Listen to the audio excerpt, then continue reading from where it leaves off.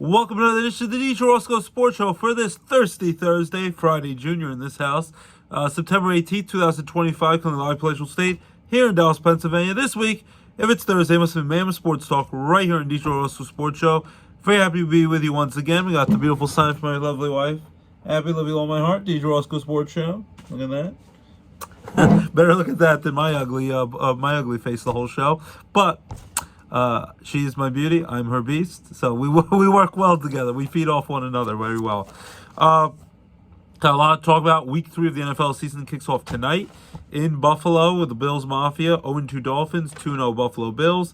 Dolphins desperately need to win. Bills look like they're running away with the AFC East division for, what is it, a 6th year in a row? They've taken right over after Brady and the Patriots won a bunch of years with the Patriots. Now Josh Allen and the Bills win every year the division. Now can you get over the hump and win the Super Bowl? Remember my Super Bowl 60 prediction that I made at the beginning of the season was Bills over the Eagles in the Super Bowl.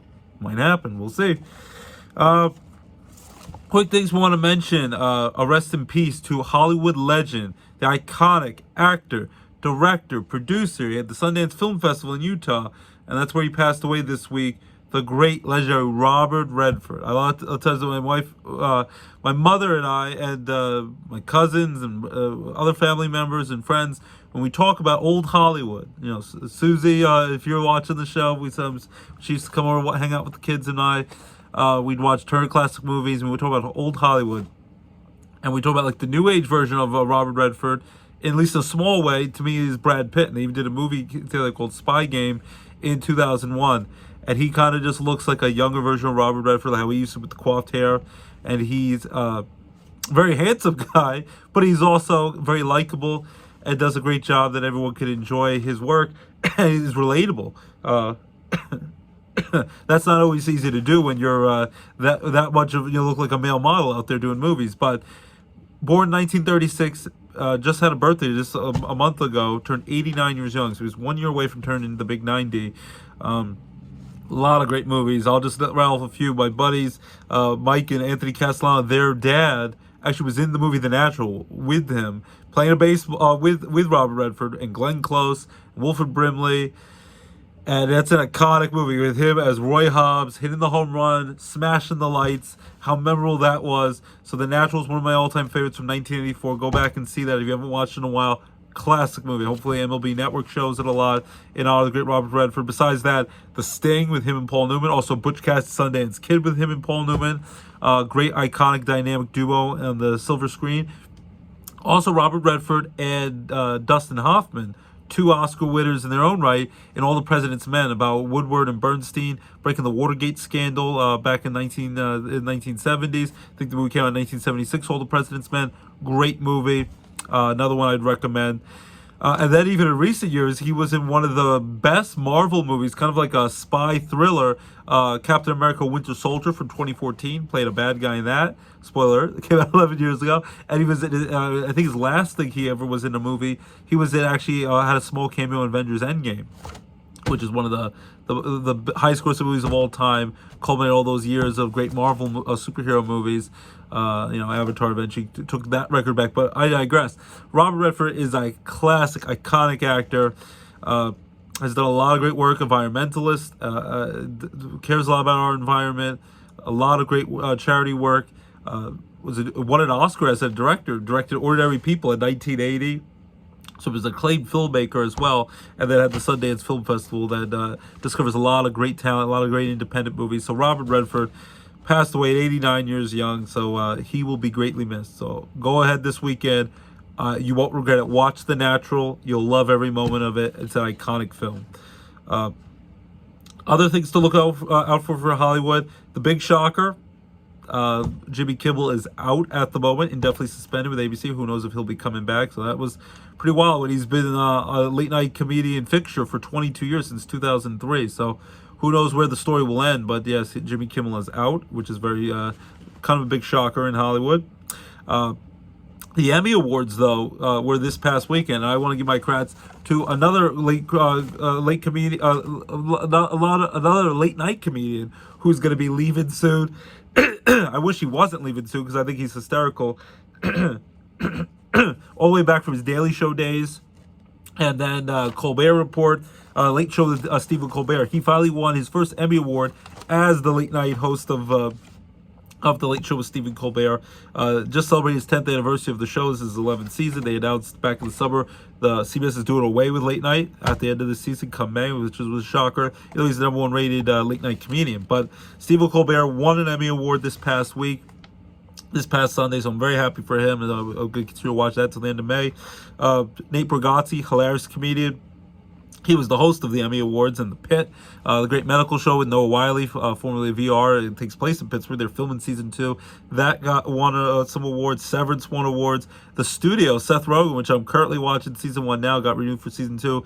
Most nominated, the most winning stand-up comedy, not stand-up, most winning comedy show of all time, win 13 Emmys over the weekend. Seth Rogen is hysterical, writer, creator, director of the Studio, star of the show. He won Best Actor in the Emmy Awards, so very excited for that. And then, speaking of winning, Charlie Sheen, you wanted to watch a crazy, entertaining, horrifying thrill ride. Netflix, I just watched it this week, Charlie Sheen documentary, all about the crazy winning and tiger blood and all that stuff. The good, the bad, the ugly, all of the controversies. Check that out. It's very entertaining. Troubling, but very entertaining. Netflix also has Black Rabbit that premieres today. Limited series with Jude Law and Jason Bateman. In a thrill ride of a show. Looks really great. They're playing brothers. That comes out today. The Paper again. I'm going to keep saying the paper.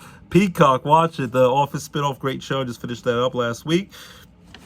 And then another show that I'm really pumped about comes back this Sunday. Already got renewed for season 4 that will come out probably next year with the great Sly Stallone, who's, of course, one of my all-time favorite actors, the greatest movie of all time that I've always loved, the whole series, but definitely the original Rocky movie, Tulsa King with Sly Stallone, his first TV show work.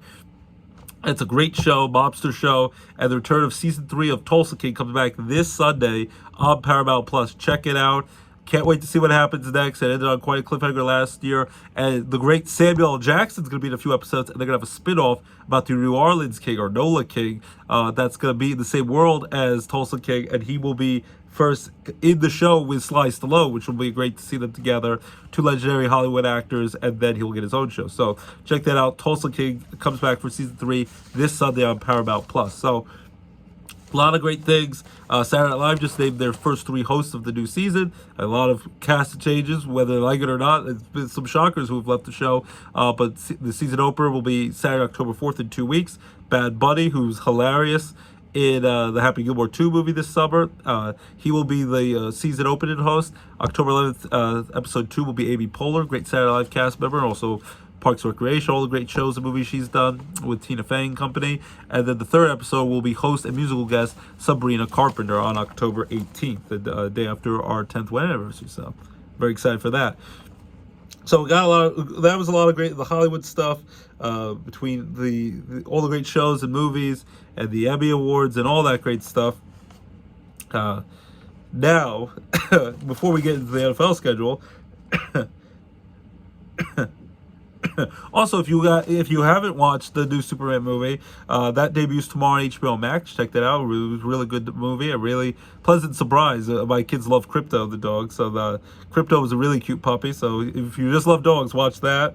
And then South Park, they did air because they didn't have the episode on time. So apparently they will air next week. So they did air yesterday like they're supposed to. And season 4 of The Morning Show returns to Apple TV yesterday. And then Gary Oldman has his show Slow Horses come back next week.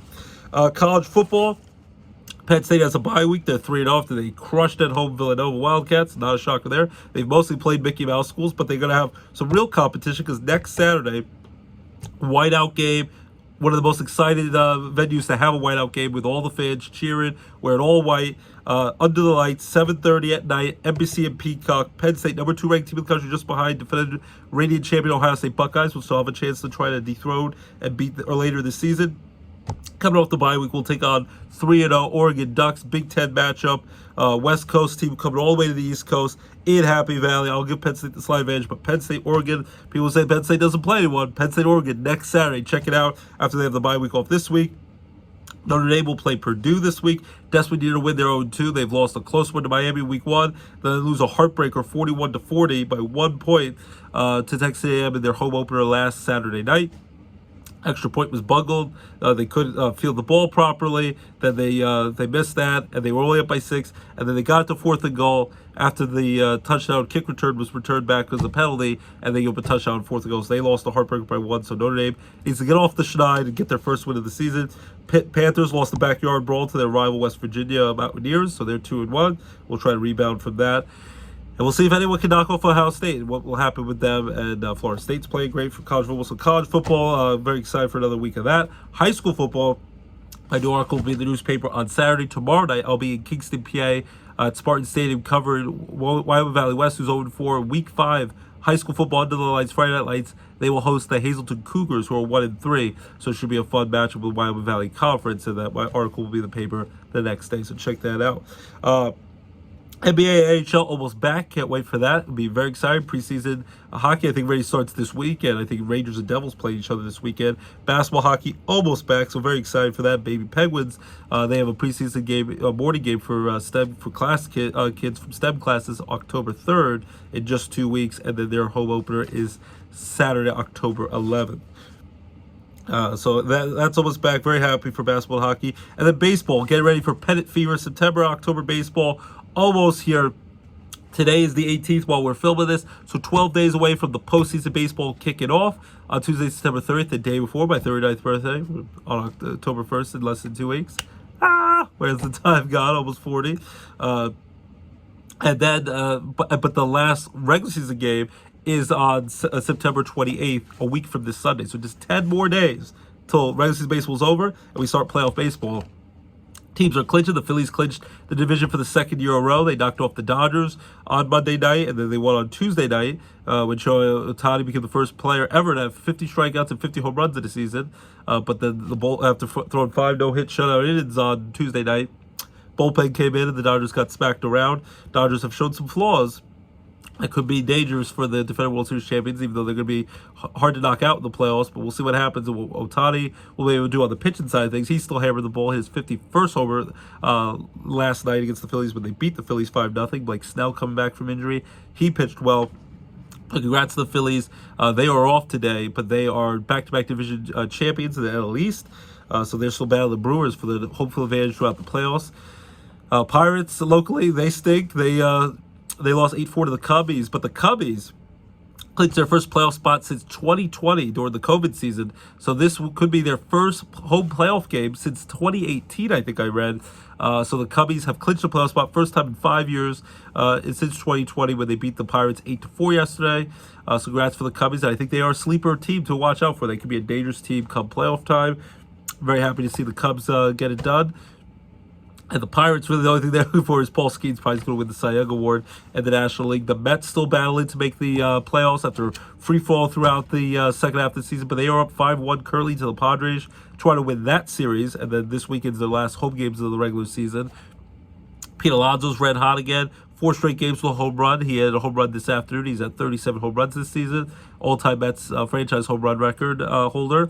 Juan Soto just got his 100th RBI for the 3rd year in a row. And then first with the Mets in his first season with the Mets. And this is considered a down year. And he's 41 homers, which is tied for his career high last year with the Yankees. Hit it before Aaron Judge and has 100 RBI. So not much of a down season, even though he's had some struggles throughout. But the Mets try to win this series. Trying to hang on to that last wildcard spot with the Diamondbacks, the Cincinnati Reds, San Francisco Giants nipping at their heels. So the Mets are trying to take care of business there.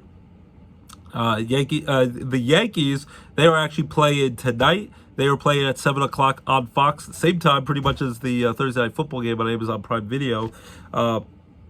Yankees in Baltimore for 4 games, last road games of the regular season, and then they are off Monday, and then they have their last 6 home games of the season next week. 3 at home against the stinky Chicago White Sox, and 3 at home to wrap up the season next weekend against the same Baltimore Orioles. But tonight they'll be in Camden Yards. Max Fried will try to go for his 18th win of the season. Been their ace pitcher throughout the year. Really stepped up when they needed an ace. So has Carlos Rodon after, of course, Garrett Cole went down in spring training with Tommy John surgery. So Max Fried will pitch for the Yankees today. Aaron Judge has 48 homers. He's just 2 home runs away from another 50 home run season, his 2nd in a row. And this would be his 4th overall 50 home run season. So Aaron Judge still favored to win the MVP, favored to win his first batting title. We're going to lead the league in batting average, looks like. He's been ripping the cover off the ball. So the Yankees, we'll be interested to see how they go into the playoffs. Their bullpen's been a little spotty lately. That needs to clean up. David Bednar, the closer, and then everyone else has been a little shaky. But the Yankees hopefully will be able to continue to play well as they get closer to the playoffs. Division's probably not in play, but it's still possible. They're 4 games behind the Blue Jays, but the Blue Jays will probably win the AL East. But the Yankees still in the hunt, very much so, for the number 1 wildcard spot. So whether they play the arch rival, the Red Sox, or the Houston Astros, who have given them fits in the playoffs in recent years, they can play them all 3 games, the best of 3 series. You have to win the 2 games of the best of 3. All 3 games would be at Yankee Stadium, which would be major home field advantage come playoff time in less than 2 weeks. So Yankees were able to beat the Twins after losing 7-0 on Monday night. They held on 10-9 after they were up 10-1, almost blew that lead on Tuesday night. And then at Target Field in the finale of the series in Minnesota last night, they won 10-5. So the bats opened up. They continue to beat up on the Minnesota Twins. And now hopefully they continue that in Camden Yards, where Aaron Judge and the Yankees have had lots of success in recent years. The Orioles have been eliminated from the playoffs, but they still would love to play spoilers against their rivals, the Yankees. So Yankees trying to make that push going to the playoffs. The Mariners just had their 10-game winning streak snap, but they're red hot. They're battling the Astros and the Texas Rangers, who are still fighting for it. Mariners are trying to win that division title, or at least get a wild card spot. And Cal Raleigh, who's challenged Aaron Judge for the MVP, but I think Aaron Judge is going to end up winning the MVP because his better overall numbers, his WAR run, his runs above replacement is just way above Cal Raleigh. Judge is going to win a batting title, has probably going to have another 50 home run season, has over 100 RBIs. Cal Raleigh, though, nothing to sneeze at. Great season, has 56 home runs, tied Ken Griffey Jr. for most home runs in franchise single season history with the Seattle Mariners with 56, after he had 2 home runs the other night in Kansas City. He also has now surpassed Mickey Mantle, the Yankee legend, for the most home runs ever for a switch hitter in a season. He had 54, Mickey Mantle. Now Cal Raleigh is 56. And he's doing it as a catcher, a pretty good defensive catcher, and he can crush the ball. I know he's only hit like 250, so the batting average is nothing close to Aaron Judge. He's going to be number 2 in the MVP race, but I think the bait is over. I still think Aaron Judge is going to win the MVP, but Cal Raleigh's have a great season. The Mariners look like a dangerous team headed to the good chance they're going to be headed to the playoffs. And Cal Raleigh still has a chance at 60 home runs. Still has an outside chance to tie Aaron Judge's home run record, maybe even pass it. Aaron Judge had 62 homers to break Roger Maris's 61-year record in 1961 with 61 homers. Judge had 62 just 3 years ago, his contract year in 2022. So now we'll see if he's only 6 away from tying, 7 away from breaking, but with only 10 days left of the regular season. Can Cal Raleigh do it? Can he have a 60 home run season? We'll see. I'll admit, greedily as a Yankee fan, I'd love to see Aaron Judge hold that record for the foreseeable future. It would stink after just 3 years if Cal Raleigh breaks it. But Cal Raleigh has had a heck of a season of his life, so congrats to him. So yeah, the playoffs are on the horizon. Dodgers are still be dangerous, though they've shown some flaws. The Cubs, the Brewers are dangerous. The Red Sox could give people fits. The Blue Jays offense is dynamic. Even though Bo Bichette has the sprained knee, but might be ready for the playoffs. Should be interesting to see how this is going to go down in the playoffs. And playoffs, it's going to be coming before you know it. So I'm very excited for October baseball, and it's almost on the horizon. So very pumped for that. Rail Riders, they also might be able to get in the playoffs. We went to their second to last home game of the regular season last Saturday at 4 o'clock, the Bluey Day with Bluey and Bingo. The mascots were there. The kids loved it. They got to go to the bouncy house. The Rail Riders beat the Lehigh Valley Iron Pigs, the Phillies AAA team, 8-5 that day. It was also the day of the crazy traffic and crazy congestion on the road, trying to get to the 3 Days Grace Breaking Benjamin concert that night. We didn't have to go. We just had to get the heck out of the stadium so we didn't get stuck in that, but luckily we did. Had a fun family day. The Rail Riders lost in their final home game of the season on Sunday. We would have went to that because it was about near Junior Mounts Day for the Dallas football and cheerleaders, like my son and daughter are. But we went to the Savannah Bananas game on Sunday at Yankee Stadium. That was a thrill. Went last year in Philadelphia. This year was exciting at Yankee Stadium in New York City. Joe Torre and some of the cast of Hamilton were there the night before. When we were there on Sunday, Eli Manning pretended to be an umpire, and then he took off the umpire stuff, and then he threw passes into the crowd and wore his number 10 New York Giants jersey. So that was exciting to see Eli out there. And Nick Swisher, former 2009 World Series champion for their last World Series championship team from 16 years ago, he came out and had it at bat for the Savannah Bananas, got robbed of a hit on a sliding catch. So that was a fun game. Got to see Savannah Bananas, but so check them out when you get a chance. It's a fun time. It's pretty affordable. They sell out everywhere they go. They had 49,000 strong on Saturday and Sunday. They also have some games on HBO Max and Disney Plus and True TV you can watch. But yes, the Rail Riders, they're in Buffalo for their final week of the season, on the road in Buffalo. They continue to win. They won again last night and the night before. Right now, they have a decent chance to make the playoffs. But they will not have any more home games, because if they go to the playoffs, they said they'll probably be on the road in Jacksonville, and then that one-game championship in Las Vegas. It would be cool to go to some Rail Rider playoff games, but they've extended the regular season, but shrunk the playoffs, so there's not as many playoff games as there used to be with Rail Riders. But hopefully they can get into the playoffs and cheer them on from afar to win the national championship.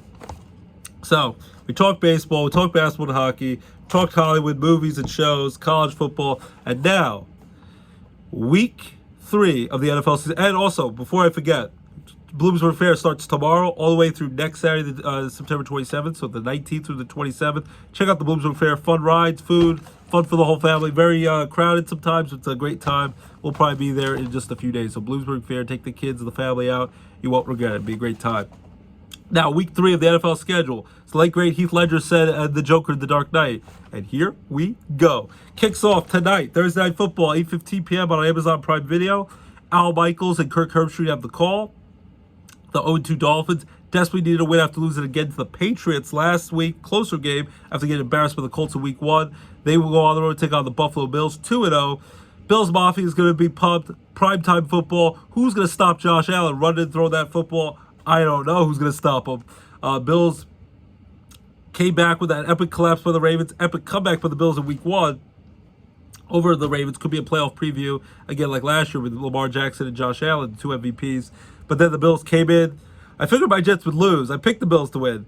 I think it was 12-4 last week, so I was pretty good at my picks. But the Bills destroyed the Jets. It was not even close. It was 30-10. It might have been a gazillion to 2. The Jets got pummeled. Their star quarterback of the Jets, Justin Fields, is out now this week in Tampa Bay against the Bucs with concussion protocol. So Tyrod Taylor, the former Bills quarterback, will be playing for the Jets in this game.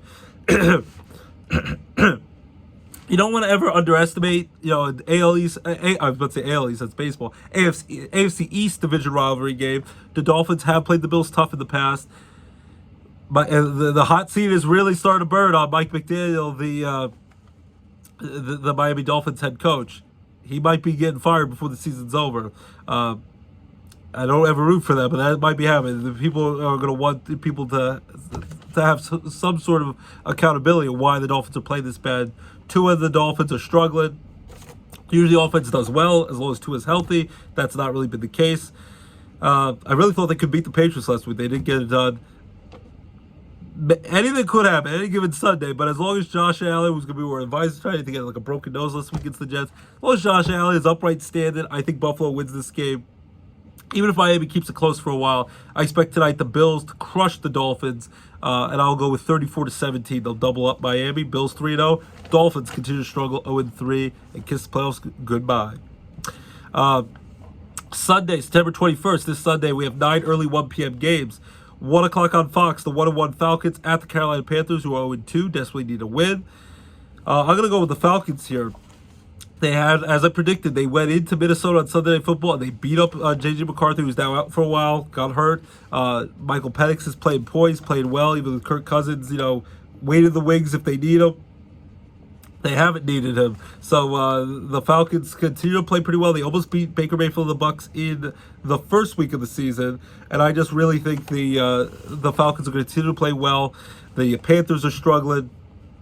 Lost last week to the Cardinals. And I think the Panthers are going to have another lowly season. I think Bryce Young, maybe he can prove himself that he's worth it. Played better last season at the end of the season, but I think Michael Penix and the Falcons continue to rise, continue to play well as the young quarterback continues to blossom. I'm going to go with the Falcons over the Panthers. Panthers will give them a tough fight for a little bit, but I'm going to go with 20-13. They win by a touchdown. Falcons over the Panthers. 1 o'clock on Fox, the Green Bay Packers, who could be Super Bowl caliber Packers this year, along with the Eagles in the NFC. That could be the big time showdown in the NFC this year, a possible playoff championship preview. They will go on to Cleveland to play the Cleveland Browns. Browns 0-2. Got crushed by the Ravens last week, who desperately needed to win after a collapse to the Bills in week 1. Browns got crushed last week by Baltimore. Lost a heartbreak over the missed field goal in Week 1 to the Bengals. They can't do anything right. Myles Garrett's going to continue to be the great pass rusher he is. He gets $40 million. Great for him. Joe Flacco's an older quarterback. Shador Sanders continues to not even get reps in practice. Dylan Gabriel gets reps over him.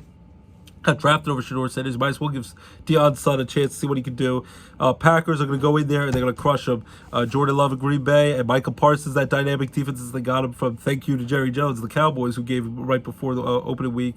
Packers crush the Browns. I'll go with 42-10. They win by 32 points. Packers move to 3-0 on the road over Cleveland, crushing the Browns. 1 o'clock on CBS, the Houston Texans 0-2. Visited on the road in AFC South Division rivalry, the 1-1 Jacksonville Jaguars. They desperately need to win this game, the Texans. They are 0-2. Lost a close game on the road to LA Rams in Week 1. Last week had a lead up until very late in their home opener on Monday Night Football, the doubleheader on Monday Night Football to Baker Mayfield and Bucks. But Baker Mayfield, it's like those horror movies. He's alive. He's alive. Came back, rose from the dead, and the Buccaneers made that epic comeback to win at the end by 1 point, 20-19. Texans 0-2. CJ Stroud and the Texans are struggling. Could have won Week 1, but found a way not to win Week 1. They desperately need to find a way to win this game. The Jaguars, they've shown improvement. They lost last week, but they're 1-1. We'll see what they can do out here, who the true Jacksonville Jaguars are going to be. They lost to the Bengals last week in a close game. But now they also were able to... the Bengals, that was a tough one for them because now Joe Burrow's out for at least 3 months because he has toe ligament damage, needs surgery. Jaguars at home. I'm sure my buddy Dan Shore will be there cheering on his Jaguars, covered them.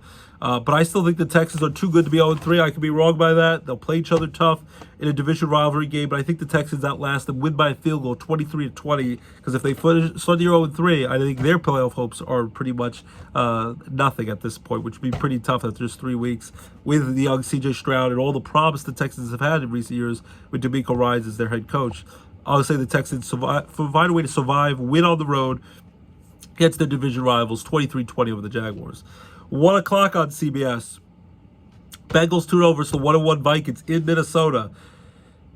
This can be the battle of the backups. Browning is the backcourt of the Bengals, solid backup, and actually helped them win that game over the Jaguars last week. The Bengals, can they tread water while Joe Burrow is out for at least 3 months? It's tough because they usually start off slow.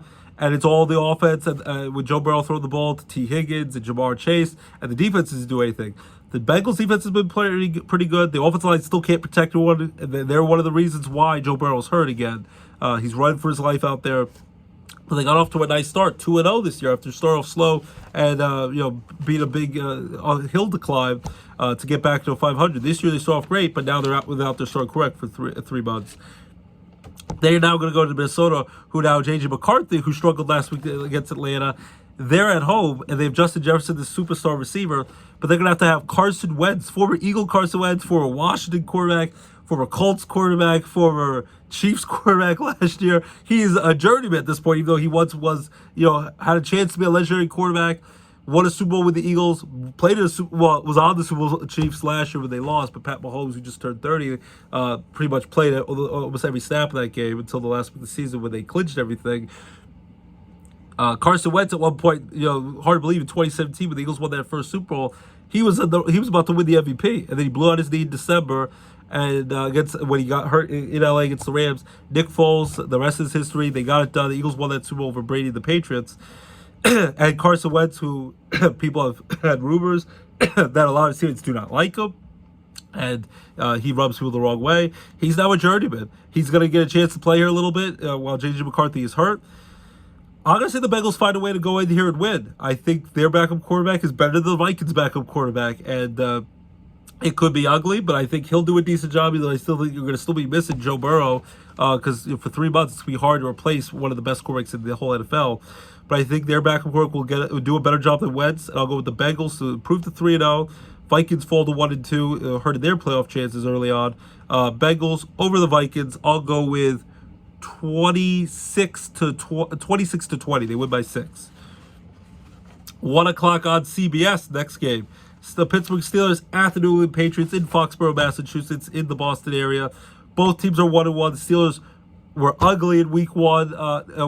ugly their defense was in week 1 as my Jets ran it up and down the field and threw the ball at them with Justin Fields and company. But Aaron Rodgers and the Steelers were able to pull it out. Costly Jets special teams fumble. And then the big 60-yard field goal by Chris Boswell. Last week, they did get it done. Their home opener in Pittsburgh, the crowd was all pumped against the Seattle Seahawks and Sam Darnold. They took the lead after being down early. Rodgers, again, at times, is running for his life. The bad special teams play by Caleb Johnson, their young rookie running back from Iowa. That helped cost them the game.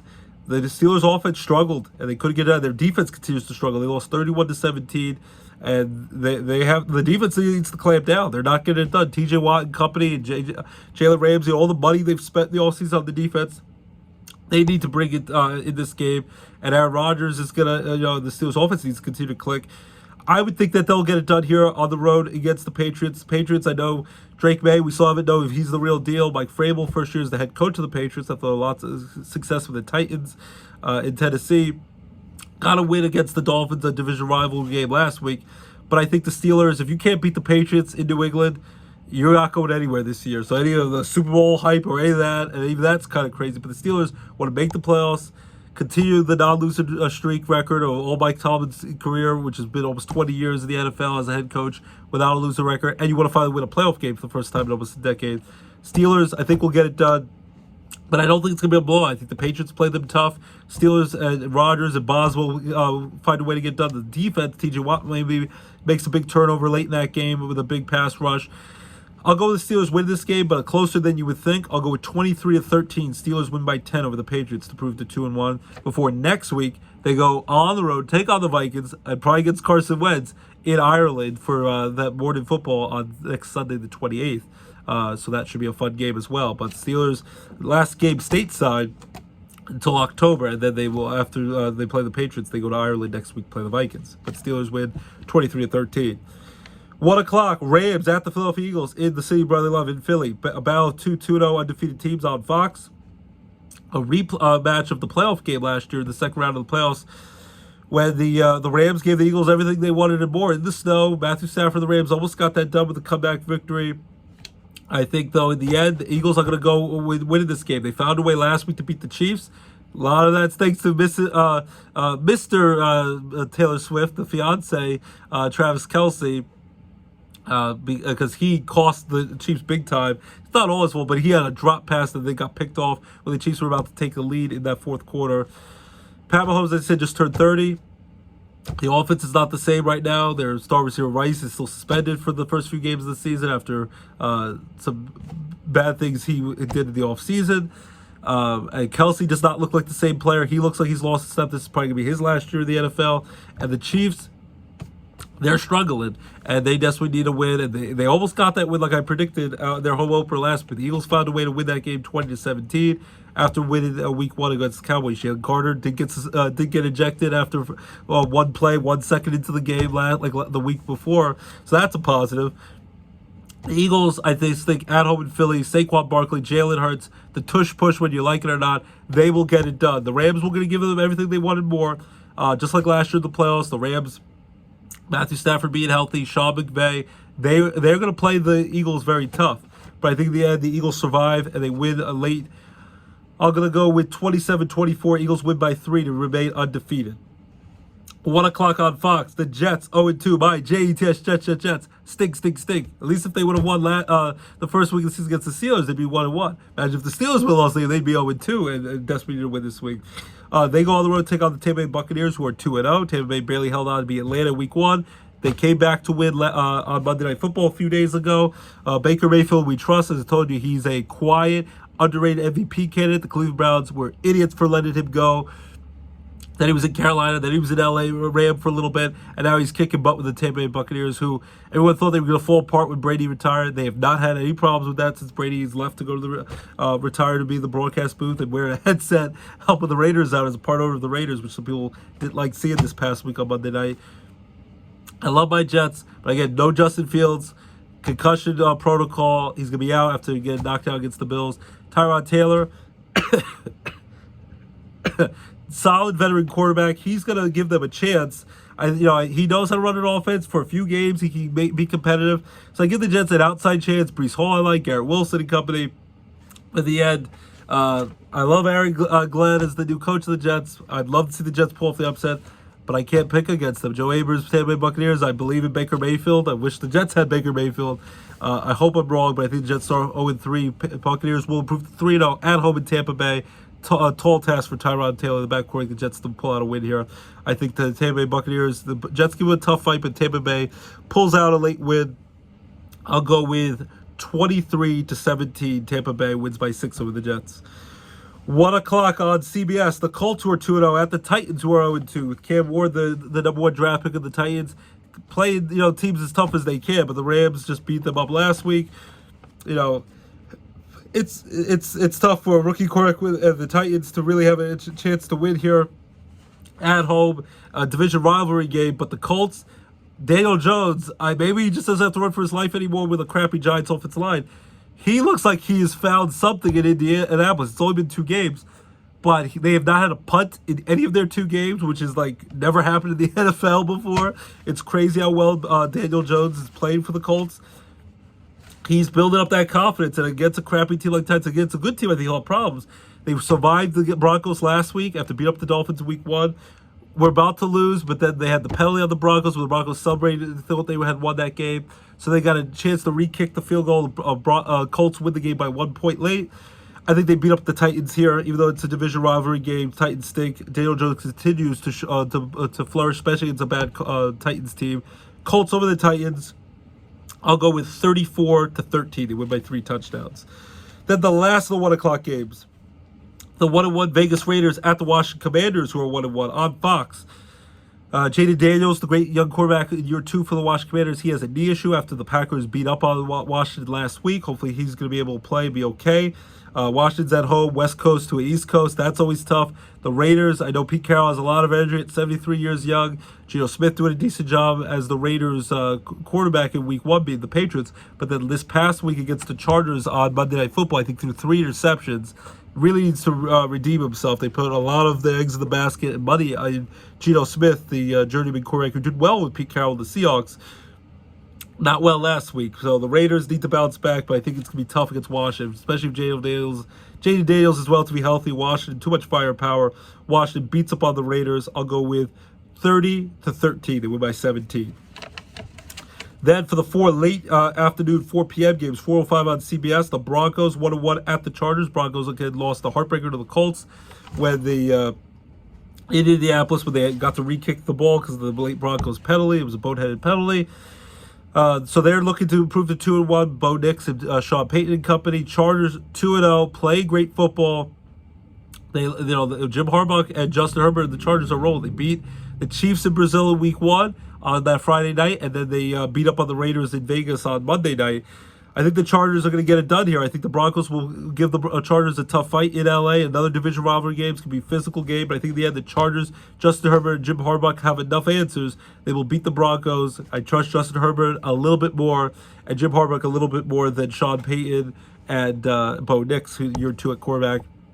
Should be a fun game, but I'm going to go with 30-27 Chargers of the Broncos, who improved to 3-0 LA Deli. The Broncos to fall to 1-2, so we'll see what happens there. Could be a big-time division battle for you to watch this weekend. 4:05 on CBS, the 0-2 Saints. They're garbage. On the road at the Seattle Seahawks with the 12th man. The Seattle crowd will be pumped, especially after going on the road and beat up the Steelers last week and Sam Darnold and company. Seahawks lost that heartbreaker at home in week 1 against the 49ers with all the injuries with Mark Purdy and George Kittle. But then no one, including myself, I thought the game would be competitive. I didn't give I think almost no one in the national media or anywhere on social media gave the Seahawks a chance to go on the road and beat the Steelers in the Steelers home opener. They got it done. I expect the Seahawks, as long as they don't overlook the Saints. Saints are horrible. Spencer Rattler is nothing compared to when Drew Brees was back in the day. He's not the answer. Correct. Saints are gonna have another lowly season. It's a big difference. Like at least Derek Carr, when he's still correct, he gave him a chance. The Saints are going to have another bad year. They'll fall to 0-3. I think Sam Darnold will continue to do well for the Seahawks. Seahawks will drop the hammer on the Saints at home. I'm going to go with 30-10. They win by 20 points, so they're going to win bigly, the Seahawks. 4:25 on Fox. This is the game of the week on Fox with Tom Brady and Kevin Burkhardt on the call, Aaron Andrews, Tom Rinaldi and company, the A-Team on Fox. The 1-1 Cowboys at the Chicago Bears. The Bears desperately didn't win. They're 0-2 after blowing the lead in the fourth quarter in Week 1 on Monday Night Football to the Vikings and J.J. McCarthy. Caleb Williams has been struggling. Lost last week. Ben Johnson, former offensive coordinator, dynamic offense with the Lions, now the Bears coach, got a chance to go on the road, play Detroit in the Lions home opener, get revenge, and the Lions destroyed the Bears. So the Bears desperately didn't win.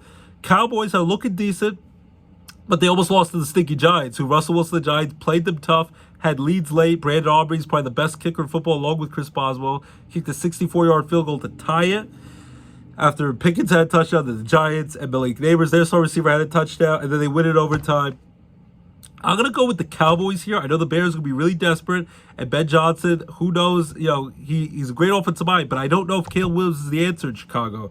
And maybe Ben Johnson is going to be more of an offensive coordinator and not really be the real deal as a head coach.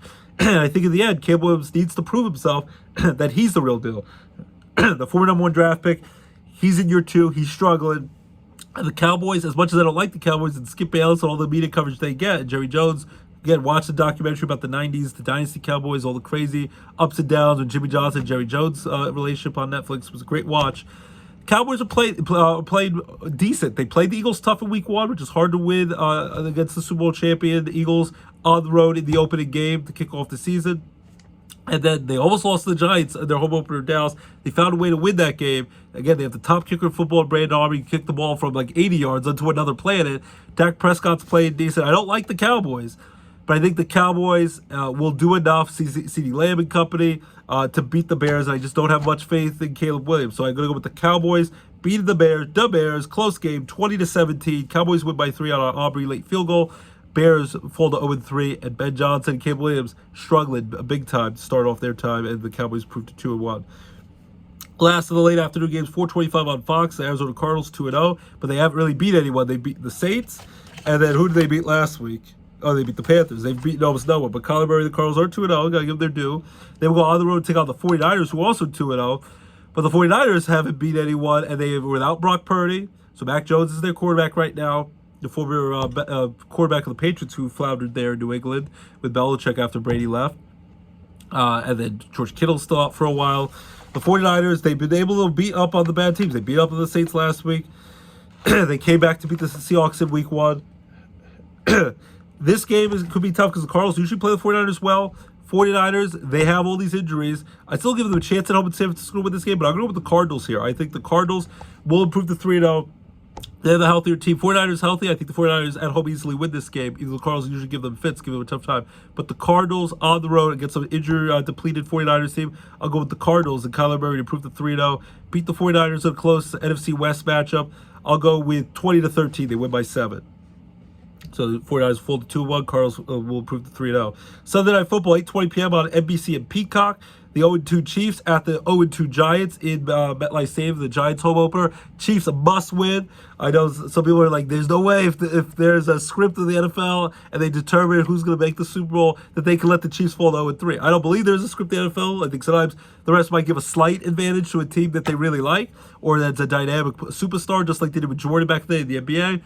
But I don't think it's fixed. I don't think this is WWE professional wrestling where they have scripts they're told when you're going to get knocked out, when you're going to lose, when you're going to have the game winning touchdown. Even at times with how much you take a lead and then you blow the lead and they come back. It sometimes seems that way. My wife believes the conspiracy theory sometimes with that. Russell Wilson did pretty well with the Giants last week in Dallas.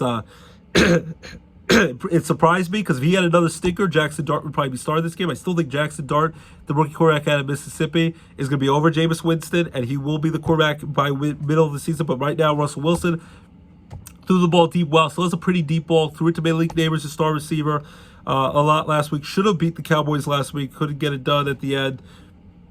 Took a superhuman effort by Brandon Aubrey, that late field goal, and then they lost it overtime. But I think in the end, even the Giants home opener, they'll be pumped. Russell Wilson, you would think will do well. The Chiefs are desperate. They almost beat the Eagles last week. They almost beat the Chargers week 1. I think the Chiefs are too good to fall to 0-3, and they're not going to just totally, fall apart and crap on themselves.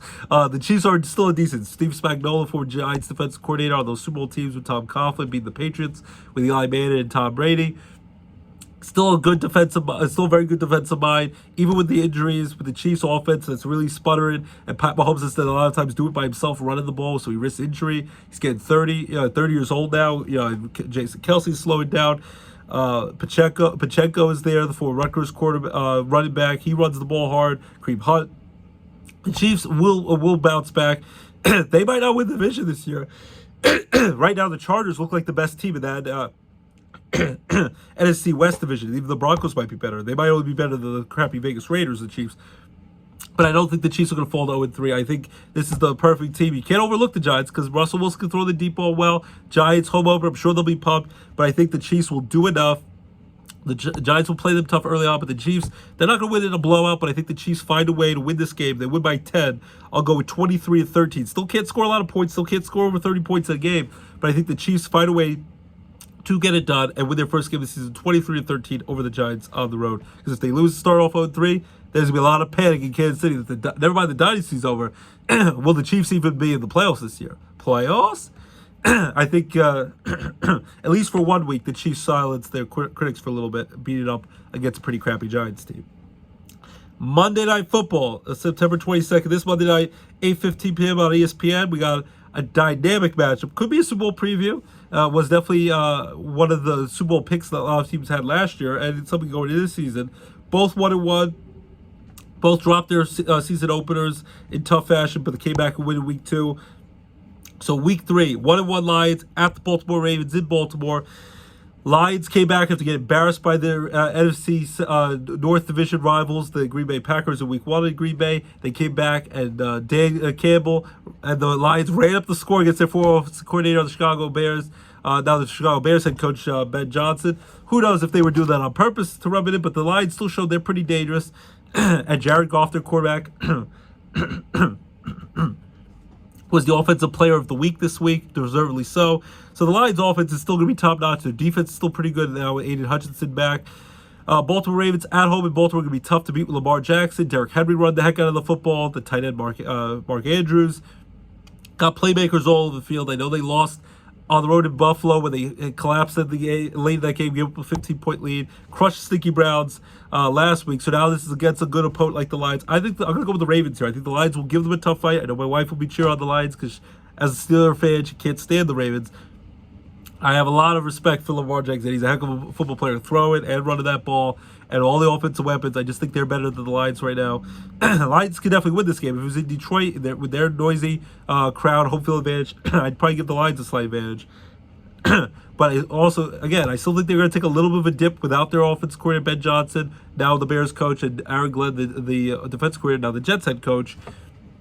And Lions will still be a good team this year, but I think they'll take a slight dip this year. And the Ravens, Lamar Jackson, all the playmakers will get enough done. It'll be a high-scoring game. I'm going to go with 34-31. They win in a high-scoring shootout. Ravens over the Lions. Ravens prove to 2-1 at home with the win, and the Lions fall to 1-2. So, quickly, we'll go over our Week 3 NFL picks again. Starting tonight, Thursday Night Football. Bills crush the Dolphins. Falcons beat up on the Panthers. Packers crush the Cleveland Browns, who stink. Texans beat the Jaguars to get the first win of the season close. Battle of the backup quarterbacks. Bengals backup's better than the Vikings. Bengals over the Vikings. Steelers beat the Patriots in a much-needed win. Eagles of the Rams close in Philly. Bucks beat on my stinky Jets with the backup quarterback Tyrod Taylor. Baker Mayfield with trust. Tampa Bay wins. Colts and Daniel Jones, Danny Dimes proved the 3-0, beat the Titans. Washington proves the 2-1. They beat the Raiders at home. Then for those are the early 1 o'clock games, 4 o'clock games. I'm going to go with Chargers of the Broncos, close division rivalry game. Seahawks beat up on the crappy Saints. Cowboys beat the Bears in a close one. Bears struggling. Cowboys doing all right.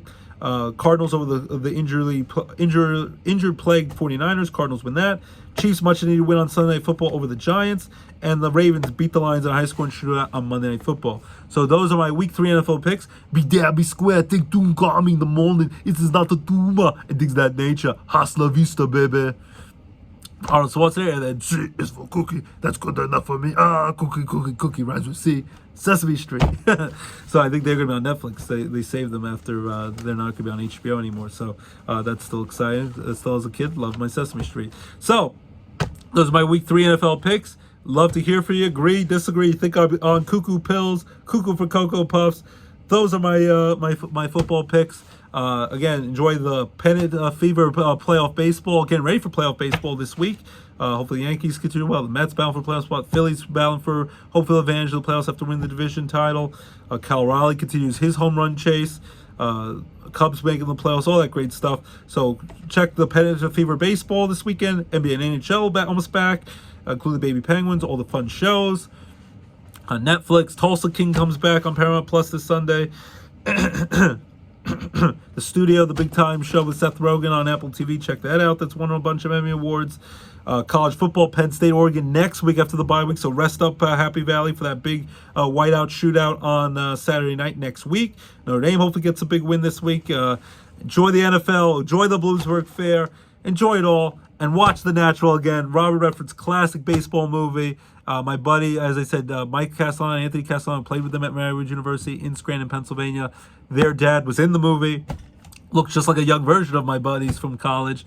Joe Castellano, who's my dad's age now, in his early 70s, and had a great experience working with Robert Redford, the iconic actor who passed away this week. Enjoy all his great hits, but enjoy The Natural if you're a big-time baseball fan. And keep it locked. The DJ Roscoe Sports Show, your home for your favorite sports and entertainment talk, right here on the DJ Roscoe Sports Show. We'll be back with you next week, each and every week. If it's a man with sports talk, it must be Thirsty Thursday, the DJ Roscoe Sports Show. Your home for all your favorite sports and entertainment talk, right here, DJ Roscoe Sports Show. Have a great weekend. Take care, everyone, and we'll see you soon, right back on the DJ Roscoe Sports Show next week. Have a great weekend, everyone. Enjoy the Bloomsburg Fair, and enjoy all the sports. And again, we're more alike than we are different. Let's stick together in these crazy troubling times and unite as one as a people. Enjoy all the great football. Enjoy the great Pennant Fever baseball, all the TV shows, all that great stuff. And keep it locked, DJ Roscoe Sports Show. Your home for all your sports and entertainment talk, right here, DJ Roscoe Sports Show. Check out my post-game video interview and newspaper article for Hazleton and Wyoming Valley West this weekend. And also Penn State volleyball game. So take care, everyone. Have a great weekend, and we'll see you next time. Bye-bye.